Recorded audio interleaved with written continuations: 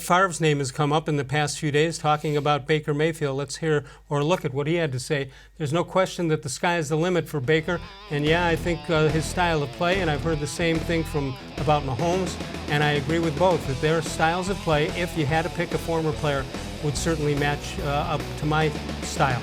That's Brett Favre talking. It's Nate Ulrich of the Akron Beacon Journal. What do you think? Compare Baker? Baker's not, I think Favre's size put him a little different, but maybe the brashness of his play maybe works. No, I think we group gunslingers together, right? Yeah. And so no matter what the size? Yeah. I mean, one size fits all when you're a gunslinger, baby. So I think I get that, and the good part of that is making plays outside structure, that if the line breaks down, you're not dead. It means you're athletic enough. If you're Brett Favre, you're athletic enough. You're not taking off and necessarily running, but you're athletic enough to keep plays alive, and you'll take some risks, right? And so the one thing with Brett Favre is he's not Tom Brady. He threw some killer interceptions.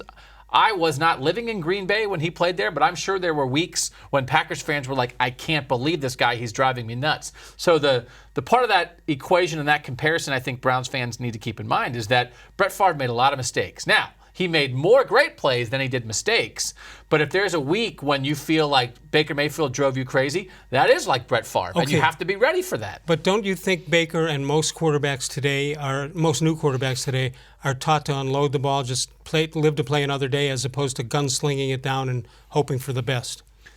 Which would you rather have? I like the slinger. I mean, like, I if remember... he's over midfield, at least. Yeah, and I'm very curious to see how Freddie plays this, because Freddie's definitely got some gunslinger in him.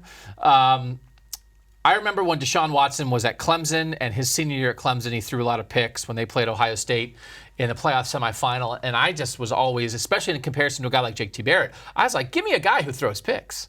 Give me a guy who gives his receivers a chance. Give me a guy who's not afraid to make plays. I absolutely think it can be pounded into quarterbacks sometimes. Like, if your number one thing is don't make a mistake, you're never going to make any plays. So Deshaun Watson, I think if he fell in that draft because he threw too many picks, that was crazy. He gave guys a shot to make a play. He believed in his receivers. I think Baker Mayfield is going to believe in Odell-Beckham all the time, and the result's going to be Beckham making some plays, but he's also going to throw some picks. Is he going to be a different quarterback outside the red zone than he is inside as far as taking those chances? Yeah, I think so. I mean, I don't think Baker is crazy. I don't think he's irresponsible, right? But I think he's willing to take a risk when a risk needs to be taken, and you're going to have to live with the consequences, good and bad. But not red zone, not silly, not stupid.